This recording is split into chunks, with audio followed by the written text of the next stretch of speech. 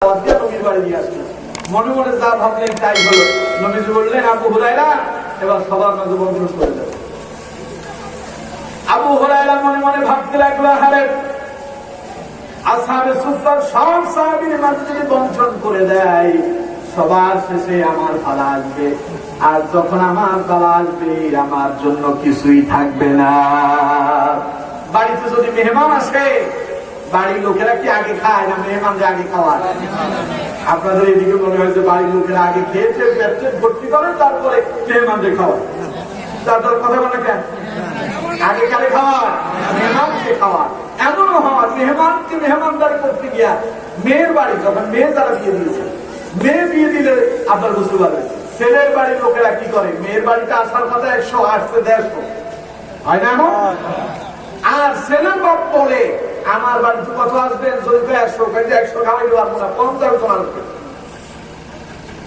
আর মেয়ের বাবারে বলা হয়, আমার লোক 200 আসবে, কবুতরের গোশত লাগবে, চিংড়ি মাছ লাগবে, খাসির গোশত লাগবে, গরুর গোশত, তারপরে রুই মাছ, হাঁসের গোশত, আর কিচ্ছু আর বাদ নাই, হরিণের কলিজা খাওয়ানো লাগবে। আছে না লোক কিছু? মেয়ের বাবের উপরে যত ঝামেলা, তো মেয়ের বাপ করবে কি? তখন আপনার ব্যাংক থেকে গিয়ে লোন দেয়, সুদের উপরে টাকা নেয়, সুদের উপরে টাকা নিয়ে এদেরকে খাওয়ালো, যা খাওয়াইছে সব আরাম। সব কি খাওয়ালো? আরাম খাওয়াইছে। এরপরে তো টিভি লাগবে, ফ্রিজ লাগবে, তারপরে সোফা সেট লাগবে, আর তারপরে আরো কত হারিয়েছে। আছেন আপনাদের নোয়াখালী টেবিল আছে? আমার ভাইরা তো বলছিলাম, মেয়ের বাড়িতে আসার কথা 100 আইসা বলছে 150 লোক। এখন মেয়ের বাবা চিন্তা করছে 100 লোক আসবে, বলছে আরো 20 জন একটু অতিরিক্ত টাকায়, যাতে বড় মেহমানদারি করতে অসুবিধা না হয়। এখন আসলো 150, বাকি 30 জনের মেহমানদারি কেমনে করবে কম। এখন মেয়ের বাবা তো আগে খায় না, তারা তো আগে মেহমানকে বিদায় করবে, তো তারা না খেয়ে ওদেরকে মেহমানদারি করে বিদায় করে, ঠিক না? যেরকম ঠিক না? আমার ভাইরা আবু হুরায়রা চিন্তা করলেন, নবী তো আমার বলবে আমি জানো আজকে বন্টনের দায়িত্বটা আমি হাতে নেই, আর আমার হাতে যদি বন্টনের দায়িত্ব আসে সবার পরেই কিন্তু আমার খাওয়া লাগবে। যা ভাবলেন তাই হলো। নবীজি বললেন, আবু হুরায়রা সব সাহাবীদের সিরিয়ালে বসাও, আর এক একজন করে সবার মাঝে দিতে থাকবে, সবাই পান করবে। আমার ভাইয়েরা, আসহাবে সুফফার সমস্ত সাহাবীরা সেই দুধের পেয়ালা থেকে বিসমিল্লাহ বলে সব সাহাবীরা এক একজন করে পান করলো। আসহাবে সুফফার সব সাহাবীরা তৃপ্তি সহকারে দুধ পান করলো, একটুও কমে যায় নাই।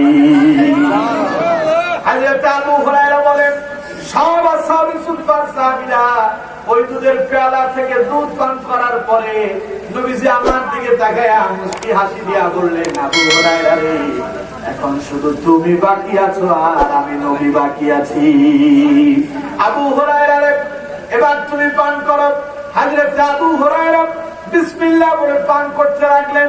একজন ক্ষুধার্ত মানুষ সারাদিন ক্ষুধার্ত অবস্থায় যদি থাকে, সারাদিন যদি তৃষ্ণার্ত অবস্থায় থাকে, তার জন্য যদি এরকম এক বোতল পানি দেওয়া হয়, ওই এক বোতল পানিতে কি তার খিদা মিটবে নাকি? হযরত আবু হুরায়রা যখন পান করলেন, তৃপ্তি সহকারে পান করলেন, এইরকম এক বোতল না, অন্তত 2-4 বোতল হওয়ার কথা, ঠিক না? হযরত আবু হুরায়রা পান করে এবার দুধের পেয়ালাটা রাখলেন। নবীজি বললেন, আবু হুরায়রা আবার পান করো। হযরত আবু হুরায়রা আবার পান করলেন। বিশ্ব নবী বললেন, আবু হুরায়রা আবার পান করো। কয়বার হলো? জোরে কোন কয়বার?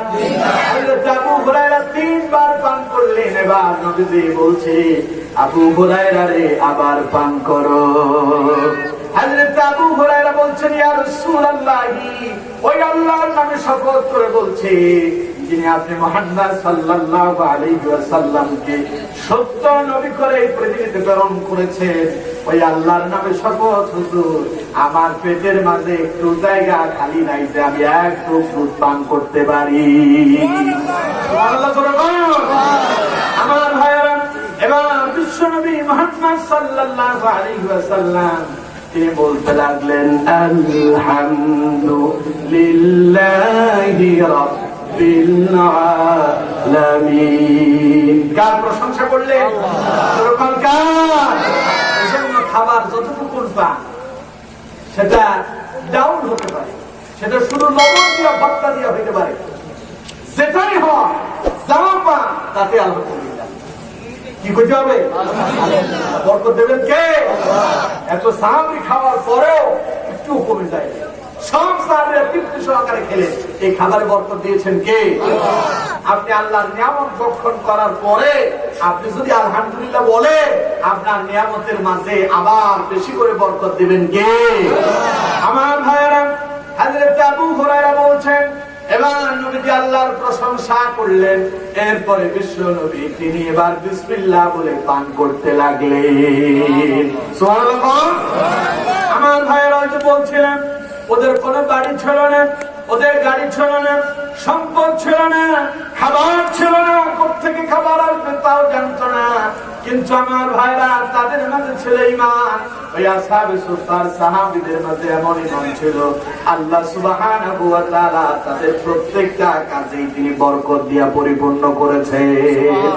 এজন্য আমার ভাইরা মনে রাখবেন, আপনার বাড়ি থাকতে পারে, গাড়ি থাকতে পারে, ইন্ডাস্ট্রি থাকতে পারে, ক্ষমতা থাকতে পারে, পাওয়ার থাকতে পারে, যদি আপনার ভেতরে ঈমান না থাকে আপনার এই জীবনের কোনো মূল্য আছে? আল্লাহ রাব্বুল আলামিন সেই কথাই বলছেন, قد أفلح المؤمنون الذين هم في صلاتهم خاشعون। আল্লাহ রাব্বুল আলামিন বলছেন, সফলতা অর্জন করেছে তারা, সফল হয়েছে তারা, মুমিন হয়েছে যারা। আমরা প্রশ্ন করলাম, আল্লাহ যে সমস্ত মুমিনেরা সফল হলো তাদের কি কোনো গুণ আছে নাকি, তাদের কি কোনো কোয়ালিটি আছে নাকি? আল্লাহ রাব্বুল আলামিন তারপরে আয়াতগুলোতে মুমিনের কোয়ালিটি বর্ণনা করে দিলেন। সুবহানাল্লাহ। আপনি আসলে আজও সফলতা কামী মুমিন হতে পেরেছেন কিনা? আপনি মনে করছেন কয়েছে নামাজ পড়ি না তাতে কি হয়েছে, আমার কি ঈমান কমে গেছে নাকি? কয়েছে রোজা রাখি না তাতে কি হয়েছে, আমার কি ঈমান কমে গেছে নাকি? আরে আমি কি খারাপ খাই না, আমার ঈমান কমছে নাকি? আমার ঈমান আছে। আসলে এই জাতীয় লোক আমার দেশে নামাজ পড়ে না, করতো নবীর প্রেমে ভক্ত। আসলে এই জাতীয় লোক আশিকে রাসূল, আশিকে রাসূল আর আশিকে রাসূল, কিন্তু নামাজ দিবে এই জাতীয় লোক মনে হয় আমার দেশে নাই।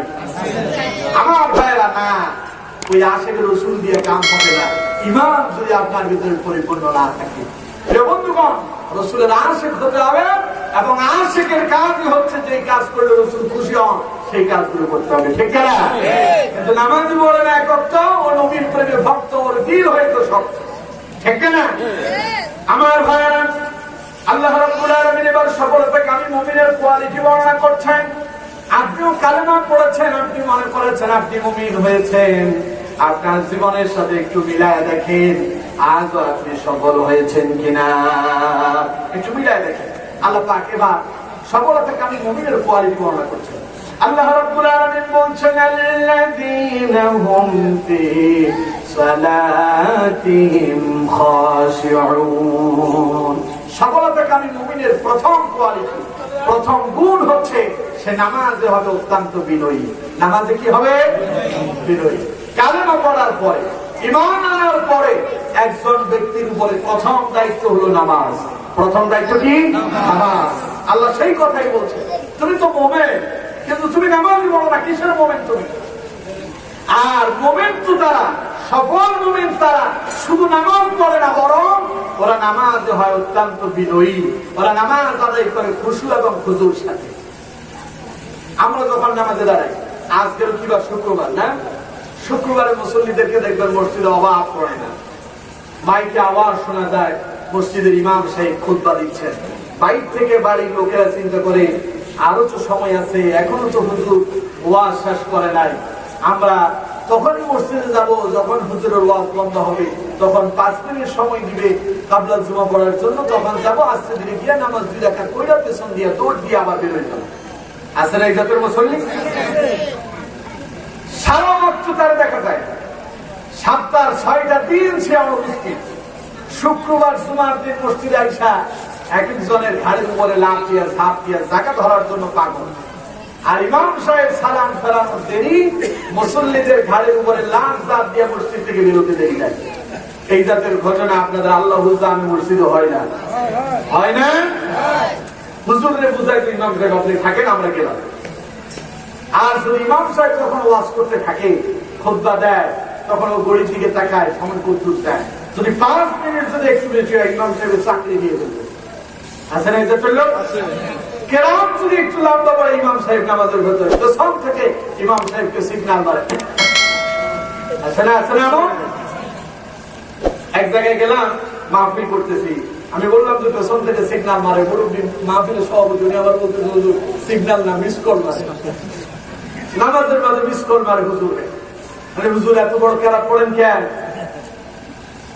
একটু ছোট করে পড়ে। আর রুকু আর সিজদার মাঝে ইমাম সাহেব তো রুকুতে গিয়া আপনার মতো সুবহান রাব্বিয়াল আলা পড়েন আর সুবহান রাব্বিয়াল আযীম পড়েন না। তিনি পড়েন সুবহানা রাব্বিয়াল আযীম, সুবহানা রাব্বিয়াল আ'লা। আর আপনি পড়েন কি সুবহান রাব্বিয়াল আযীম, সুবহান রাব্বিয়াল আ'লা। কি যে কইছে আল্লাহই ভালো জানে। আসলে এটা তো মুসল্লি রুকু আর সিজদার অবস্থা হলো এই, ইমাম সাহেব 3 বার অথবা 5 বারই পড়ে। সর্বোচ্চ একজন ইমাম যখন ইমামতি করেন, তিনি রুকুতে সর্বোচ্চ বেশি বললে 5 বার বলেন। কিন্তু পেছন থেকে বারবার ইমাম সাহেবকে সিগন্যাল মারে, হুজুর আমার তো 10 বার হয়ে গেছে, মাথা উঠান না কেন? আছে না এটা করলো? এরপর ইমাম সাহেব যখন সামি আল্লাহু লিমান হামিদা বলে মাথা উঠায়, ও কিন্তু ইমামের আগে রুকুতে যাওয়ার জন্য প্রস্তুত। ইমাম সাহেব বললো সামি আল্লাহু লিমান হামিদা, ও সেখান থেকে মাঝখানে গিয়ে হ্যাং হয়ে গেছে। হ্যাং বুঝেন? হ্যাং স্মার্টফোন এখনকার ছেলেদের সবার কাছে আছে। স্মার্টফোন গুলো চালাতে গিয়ে মাঝে মধ্যে এগুলো মাঝখানে গিয়ে আটকে যায়, সামনেও যায় না, পেছনেও যায় না, বন্ধও করা যায় না। এটার বলে হ্যাং। এটার কি কর? হ্যাং কর।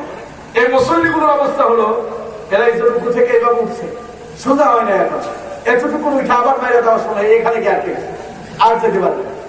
এটার কয় হ্যাং। এখন দাঁড়িয়ে আছে, ইমাম সাহেব তো দাঁড়িয়ে পড়ছে রব্বানা লাকাল হামদ হামদান কাসীরান তাইয়িবান মুবারাকান ফি।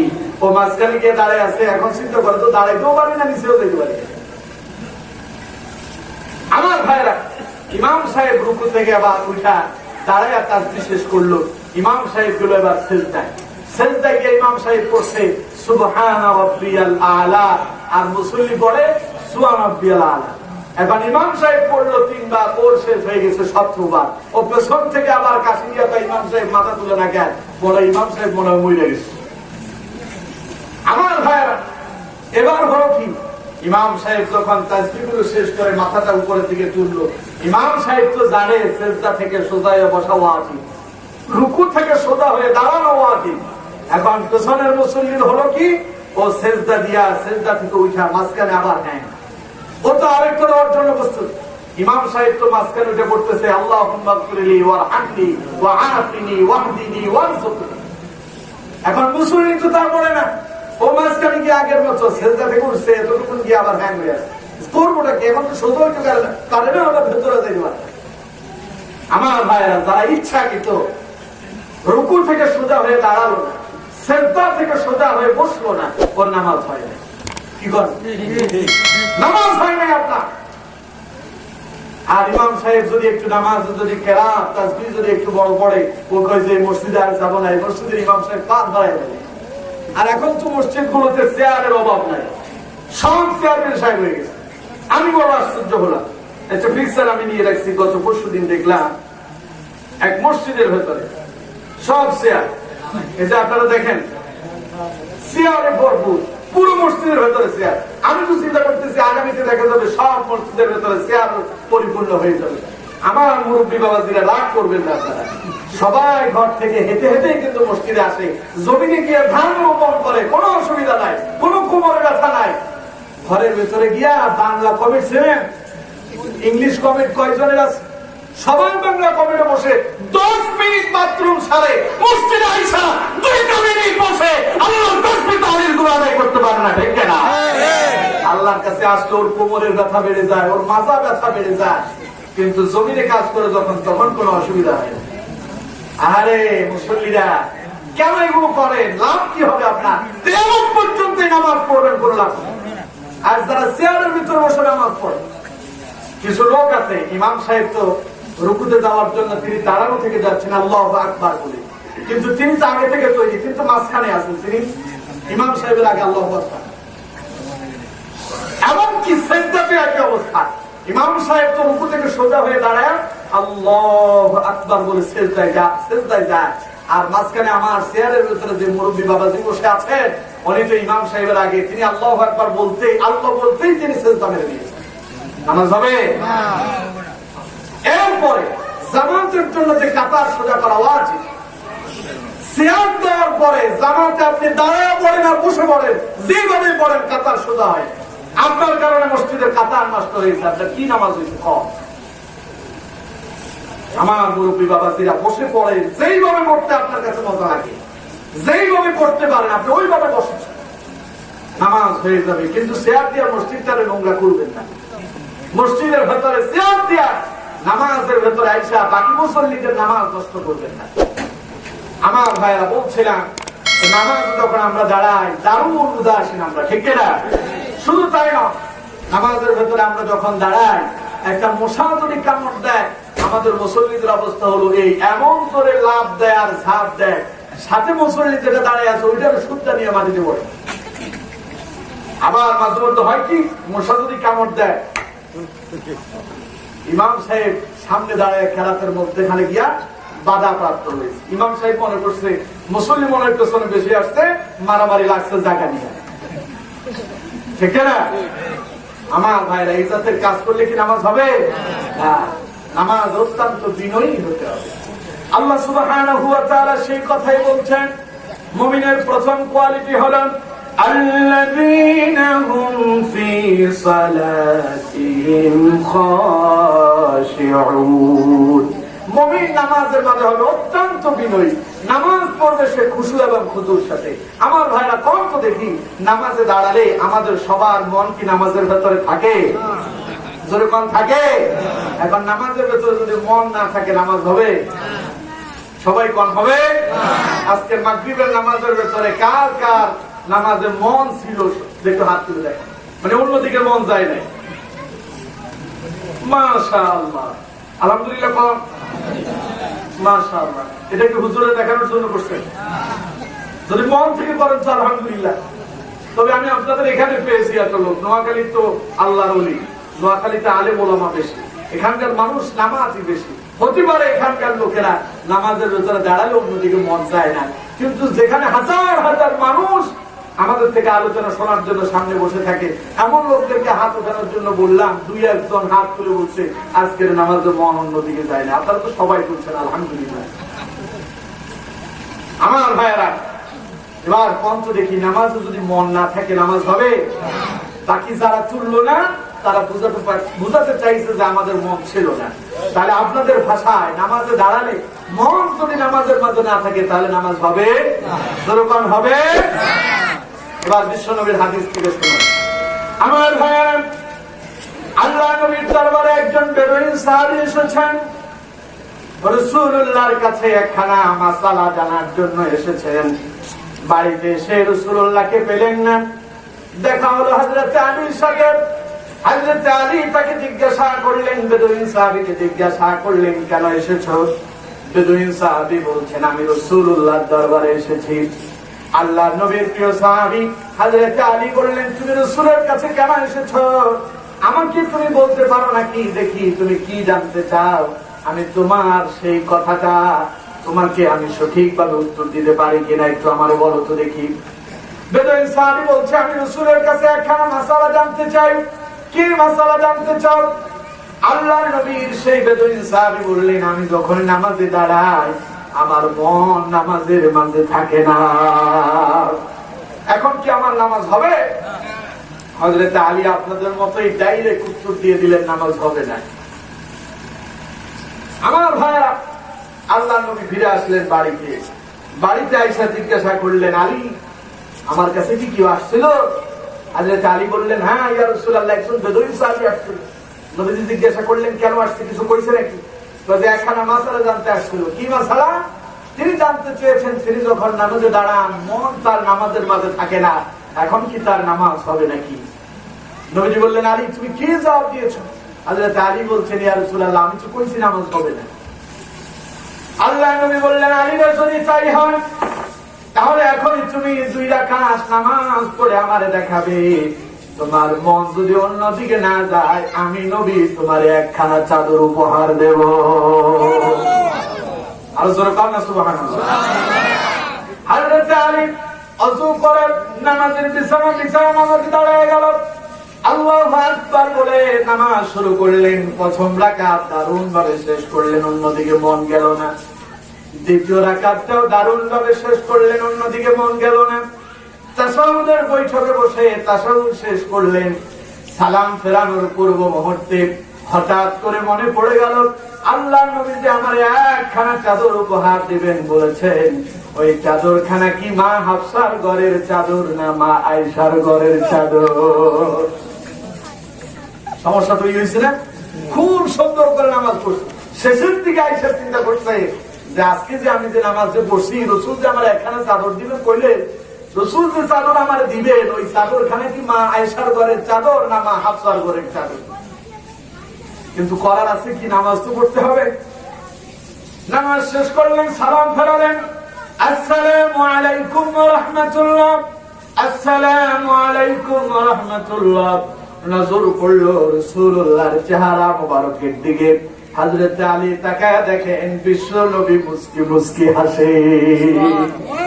হযরত আলীও হাসে। নবীজি বললেন, আলী রে হাসো কেন? হযরত আলী বলছেন, ইয়া রাসূলুল্লাহ, আপনি যে কারণে আমি আলীও ঠিক একই কারণে। তার মানে হুজুর আপনি বুঝতে পারছেন আমাদের নামাজে মন ছিল না। আসলেই ঘটনা সত্য, আমার তো মন নামাজের মধ্যে ছিল না। শেষের দিকে আইসা আমি বিপত্তি ঘটাইলাম। তার মানে নামাজের মন অন্যদিকে যেতেই পারে, ঠিক না? আমার ভাইয়েরা, আপনি যখন নামাজে দাঁড়াবেন আপনার মন চলে যাবে খলিল মিয়ার হাতে, মন চলে যেতে পারে ফকির হাতে, মন চলে যেতে পারে সেনবাগ, মন চলে যেতে পারে বাইন্তি, মন চলে যেতে পারে ঢাকা চট্টগ্রাম, মন আপনার চলে যেতে পারে ইউরোপে, মন চলে যেতে পারে আমেরিকা, মন চলে যেতে পারে কানাডা, সৌদি আরব, আবুধাবি, লন্ডন, দুবাইতে আপনার মন চলে যেতে পারে। যেখানেই যাক সাথে সাথে আবার নামাজের মাঝে ফিরে আসা লাগবে। আপনি যখন নামাজে দাঁড়ায় অন্যদিকে যখন আপনার মন চলে যায়, তখন আল্লাহ আপনাকে ডাক দিয়ে বলে, আকবিল, বান্দা ফিরে আয়। কই যাস? তুই তো আমার সাথে কথা বলিস, বান্দারে আমার সাথে কথা বলিস, মন কেন তোর অন্যদিকে যায়? বান্দা যদি ফিরে না আসে, বান্দা যদি অন্য মনস্ক হয়ে থাকে, আল্লাহ আবার ডাক দিয়ে কর, আকবিল, বান্দা ফিরে আয়, ফিরে আয়। এখনো বান্দা ফিরে এলো না, এখনো মন অন্যদিকে আছে। আল্লাহ রাব্বুল আলামিন আবার ডাক দিয়ে বলে, আকবিল, বান্দা ফিরে আয়। এখনো বান্দা ফিরে আসলো না। এরপর আল্লাহ রাব্বুল আলামিন বলেন, আল্লাযীনা হুম আন সালাতিহিম সাহুন, আল্লাযীনা হুম ইউরাউনা ওয়া ইয়ামনাউনাল মাউন। আল্লাহ রাব্বুল আলামিন বলেন, বান্দারে তোর এই নামাজ তোর জন্য দুর্ভাগ্য, তোর এই নামাজ তোর কোনো উপকারে আসবে না। তার মানে তোর নামাজ আমি আল্লাহর দরবারে কবুল হলো না, তোর নামাজ বরবাদ হয়ে গেল। যারা লোক দেখানোর জন্য নামাজ পড়ে, নামাজে যারা উদাসীন হয়ে থাকে, মন অন্যদিকে চলে যায়, আবার নামাজে ফিরে আসে না, ওদের নামাজ আল্লাহর দরবারে মঞ্জুর হবে না। আমার ভাইয়েরা, কিন্তু নামাজে মন অন্যদিকে যায়, সাথে সাথে আবার যদি নামাজে ফিরে আসতে পারে, নামাজ আল্লাহর দরবারে মঞ্জুর হয়ে যাবে। আমার ভাইয়েরা, হযরত আলী যে উত্তর দিলেন নামাজ হবে না, এই কথা কিন্তু হযরত আলী আপনি বলেন নাই। কারণ হযরত আলী তিনি তার নিজের উপরে ডিফেন্স করে ফতোয়া দিয়েছেন, আলী যখন নামাজে দাঁড়াতো দুনিয়ার কোনো কিছু তাকে গ্রাস করতে পারত না। আলীর মন শুধুমাত্র একমাত্র আল্লাহর সঙ্গে কানেকশন হয়ে যেত। সুবহানাল্লাহ। আপনারা সবাই জানেন হযরত আলী জিহাদের ময়দানে যুদ্ধ করতে গিয়া পায়ের ভিতরে তীর ঢুকেছিল, তীর খোলা যায় না। তীর খুলতে গেলে হযরত আলী এমন বিকট শব্দ করে চিৎকার মেরে ওঠে আর বলে, আমার মনে হয় যেন আমার কলিজা ছিঁড়ে যায়। আল্লাহ নবী অবস্থা দেখে বললেন, সাহাবীরা আমার আলীরে কষ্ট দিও না, অপেক্ষা করো, একটু সময় নাও। আমার আলী যখন নামাজে দাঁড়ায় যাবে, তোমরা আলীর পা থেকে তীরখানা খুলে ফেলবে, দেখবে আমার আলী বিন্দু পরিমাণও টের পাবে না। আমার ভাইরা হলো তাই হযরত আলী নামাজ দাঁড়ালেন। দুইজন সাহাবী হযরত আলীর পা থেকে পিলখানা খুলে ফেলেছেন। হযরত আলী বিন্দু পরিমাণও টের পায় নাই। নামাজের সালাম ফেরায় আলী তার জানাজার জায়নামাজের বিছানার দিকে তাকায় দেখতে পেলেন তার বিছানার মাঝে রক্তে পরিপূর্ণ হয়ে আছে। সাহাবীদেরকে জিজ্ঞাসা করলো, সাহাবীরা রে, আল্লাহর নবী সাহাবীরা, আমার নামাজের বিছানায় রক্ত আসলো কোথা থেকে? সাহাবীরা বলছেন, ভাই আলী, আপনি কি আপনার পায়ের দিকে লক্ষ্য করে দেখেছেন? আপনার পায়ের মাঝে যে তীরখানা ছিল, আপনি যখন নামাজে দাঁড়িয়েছেন রাসূলুল্লাহর পরামর্শ নিয়ে আমরা আপনার পা থেকে তীরখানা খুলে ফেলেছি। আল্লাহু আকবার। এজন্য আমার ভাইরা হযরত আলী বলছেন, হ্যাঁ, আমি যখন নামাজে দাঁড়াই মন অন্যদিকে যায় না, তাই তিনি ফতোয়া দিয়েছেন নামাজে দাঁড়ালে মন যদি অন্যদিকে যায় নামাজ হবে। কিন্তু আপনি কোন কিছু ফতোয়া দিলেন? আপনি তো নামাজে দাঁড়ালে আপনি চলে যান বাড়িতে। আপনার গরুর কথা মনে পড়ে, মাঠে গরু বেঁধে এসেছেন। ছাগলের কথা মনে পড়ে, ছাগল বেঁধে এসেছেন। এই কথা তো আপনার মনে পড়ে যায়। খিদার যন্ত্রণায় নামাজে দাঁড়ালে হুজুরের মনে হয় যেন খেয়ে ফেলবে। আছে না এই জাতের লোক? নামাজ শেষ করে হুজুরের উপর খুব গরম। আরে মিয়া, দুনিয়ার যত ওয়াজ সব হুজুর মসজিদে এসে করে। ওয়াজ কি আমরা কম জানি নাকি? আছে না এই জাতের লোক? আমার ভাইরা, এই সব করা যাবে না। নামাজ যখন দাঁড়াবে, নামাজ হলো এক মত। নামাজ কয় মত? সবাই কোন কয় মত? ছেলে ফেলেরা মনে করছে মনে হয় 40 কেজিতে এক মত। এটা কি 40 কেজিতে এক মত? না, এটা হলো এক মন এক দেহান। বুঝেন? এক মন এক দেহান বুঝেন? আমার ভাইরা, এক সময় যখন আমাদের নোয়াখালী এবং ফেনীর লোকেরা বিবাহ শাদী করতো, তখন বিবাহের হজরে ঢোকার আগে তাদেরকে পর্দার আড়াল থেকে প্রশ্ন করা হতো, বুঝছো না? প্রশ্ন করা হতো যে আপনি কি নামাজ পড়েন? বরকে প্রশ্ন করা হচ্ছে। বর বলছে, হ্যাঁ, আমি তো নামাজ পড়ি। আপনি যদি নামাজ পড়েন তাইলে কম তো দেখি নামাজ কয় মন? বর যদি বলতে পারে যে নামাজ এক মন, পর্দার অপর প্রান্তে যারা দাঁড়িয়ে আছেন তারা বুঝেন, হ্যাঁ, বর তো নামাজ পড়ে। বলে যে পর্দা খুলে দাও, ভেতরে আসতে দাও, সত্য কথা বুঝি। আর এখন আমাদের বিবাহ শাদীগুলোতে গায়ে হলুদের অনুষ্ঠান হয় কি হয় না? গান বাজনা হয় কি হয় না? কম না বেশি? ওদের গান বাজনার চোটে মসজিদের ইমাম সাহেব ঘুমাতে পারে না, মুয়াজ্জিন সাহেব ঘুমাতে পারে না, বাড়ির শিশুরা ঘুমাতে পারে না, মুরব্বী যিনি উঠে তাহাজ্জুদের নামাজ পড়েন তিনি ঘুমাতে পারে না। আছে না এই জাতের লোক? আপনাদের এই সমাজে মনে হয় নাই? সারা রাত গান বাজনা করে, পরের দিন দুপুরবেলা মসজিদ থেকে ইমাম সাহেবকে ডাইকা নিয়ে বিবাহটা পড়ায় দিয়া ইমাম সাহেবের পকেটে 500 টাকা হাতিয়ে দিয়া সারা রাতের গান বাজনা সব জায়েজ করে দিয়েছে। আছে না? আর ইমাম সাহেব যদি নিষেধ করে তো ইমাম সাহেবের চাকরি খেয়ে ফেলবে। আরে করছেন কি আপনি? ওই সময় বিবাহ শাদীগুলো তো বরকত ছিল। এখনকার বিবাহ থেকে আর বরকত আছে? ওই যে বিবাহ করছে একটা খেলোয়াড়, কি নাম? নাসির হোসেন, বিবাহ করছে আরেক খবিস, এক খবিস আরেক খবিসে বিবাহ করছে। কোরআন তো বলছে খবিসের সাথে খবিসের বিবাহ।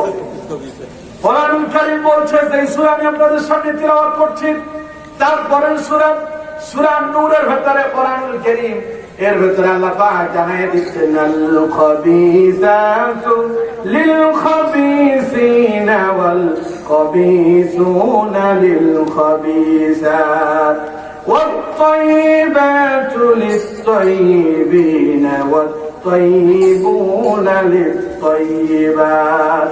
কার কথা? আল্লাহ। কার কথা? আল্লাহ বলছে আল খাবিসাতু লিল খাবিসিনা ওয়াল খাবিসুনা লিল খাবিসাত।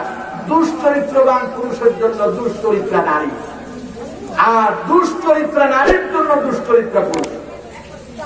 তাহলে নারী যদি খারাপ হয়, ওই যে স্বামী পাবে ওই স্বামীটাও খারাপ।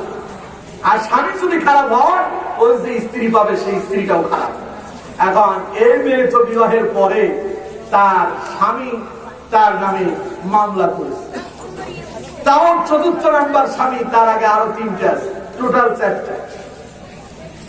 কম তো স্বামী যে পর্যন্ত স্ত্রীকে তালাক না দিবে, তালাক দেওয়ার পরে স্ত্রী ইজ্জত পালন করতে হবে। এর আগে ওই স্ত্রী বিবাহ বন্ধনে আবদ্ধ হওয়া হারাম। কথা কি বোঝাতে পেরেছি? এখন যে নাসির হোসেন যে মেয়েটার বিবাহ করছে, স্বামী বলছে সে আমার সঙ্গে এখনো তার ডিভোর্স হয় নাই, তালাক হয় নাই, এখনো তার সাথে আমার সম্পর্ক আছে। তার মানে এখন নাসির হোসেন যে মেয়ের সাথে সম্পর্ক করছে, যাকে বিবাহ শাদী করলো, ওর সঙ্গে নাসির হোসেন যা করছে সব জানা হচ্ছে। ঠিক কিনা? জনগণ ঠিক কিনা? আজকে আমরা যাচ্ছি কই? কোথায় ঘুরছেন আপনি? ছেলে থাকে বিদেশে, বউ থাকে বাড়িতে। ছেলে বিদেশ থেকে কষ্ট করে উপার্জন করে পাঠায়, আর স্ত্রী পরকীয়াতে লিপ্ত। আমার ভাইরা, আজকে ইসলামের 12টা বাজাচ্ছে এক শ্রেণীর লোকেরা। ঠিক কিনা? যখন ঠিক কিনা? আবার যারা গান বাজনা করে, বিবাহ শাদীতে গান বাজনা দিয়ে বিবাহ শাদী করায়, ওরা যখন কোরআনের মাহফিল হয়, কোরআনুল কারীমের মাহফিল গুলো বন্ধ করার ষড়যন্ত্র করে। ঠিক কিনা? কোরআনের কথা বললে ওরা বলে হুজুররা নাকি ধর্মীয় উস্কানিমূলক কথা বলে। ঠিক কিনা? ওরা বলে হুজুররা নাকি রাজনীতি করে। তার মানে ওরা চায় সমাজে গান বাজনা প্রতিষ্ঠিত হোক আর কোরআনের কথা বন্ধ হোক। ঠিক কিনা? যখন ঠিক কিনা? তারা ষড়যন্ত্র করছে আল্লাহর কালামকে বন্ধ করে দেওয়ার জন্য। ওরা হাজার চেষ্টা করবে, আল্লাহর কোরআন কিনে বাই দিতে পারবে? যখন পারবে? এটা সম্ভব নয়। এটা এমন এক কোরআন, এটা এমন এক কিতাব, এটা আছে, এটা ছিল, এটা থাকবে। সুবহানাল্লাহ। বাংলাদেশের সব কিছুর পরিবর্তন হতে পারে, ইসলামের পরিবর্তন হবে না। এই দেশে ইসলাম ছিল, এই দেশে ইসলাম আছে, এই দেশের মানুষ ইসলাম নিয়েই থাকবে। ঠিক কিনা? এরকম ঠিক কিনা? বাংলাদেশের সব মানুষের নাম বদলাতে পারে, বইয়ের পাতায় স্বাধীনতা সংগ্রাম বদলাতে পারে, বঙ্গোপসাগরের সব পানি যেতে পারে শুকিয়েও, গোটা রাজধানী গিলে নিতে পারে বুড়িগঙ্গার ঢেউ, সুন্দরবন কেটে হতে পারে ইটের বাটারে লাকড়ি, শিল্পপতিরা দেউলিয়া হয়ে খুঁজতে পারেন চাকরি, চোর গুন্ডারা পেয়ে যেতে পারে মন্ত্রীর মর্যাদা, আইনের ফাঁকে কালো টাকা সব হয়ে যেতে পারে সাদা। অনেকেই বলে এই দেশ নাকি হুজুকে জাতির দেশ, দফায় দফায় বদলায় এর রং পরিবেশ, তাই বলে তো ইসলাম এদেশে হুজুকে হবে না শেষ, হুজুকে হবে না শেষ। ঠিক না? ইসলাম এ মাটির পরতে পরতে জনপদে ঘরে ঘরে, ইসলাম এ জাতির 90% মানুষের অন্তরে, ইসলাম নিয়ে কেউ চিনিমিনি খেলে এমন শক্তি নেই, আর কিছু থাক না থাক এদেশে ইসলাম থাকবে। ঠিক না? সবকিছু বদলে যাক এদেশে ইসলাম থাকবে, আর কিছু থাক না থাক এদেশে ইসলাম থাকবে। ঠিক না? ন্যাশনাল স্টেডিয়াম হতে পারে তাজিংডং এর সিঙ্গে, ন্যাশনাল বার দোয়েল বদলে হতে পারে কবু ফিঙ্গে, ন্যাশনাল পার্ক করা যেতে পারে কেন্দ্রীয় কারাগারকে, সেন্ট্রাল জেল হতে পারে ফ্যান্টাসি কিংডম পার্কে, আইন পাশ করে মাসের আড়ত হতে পারে সংসদটাও, যখন তখন যে কোনো পক্ষে যেতে পারে জনমতটাও।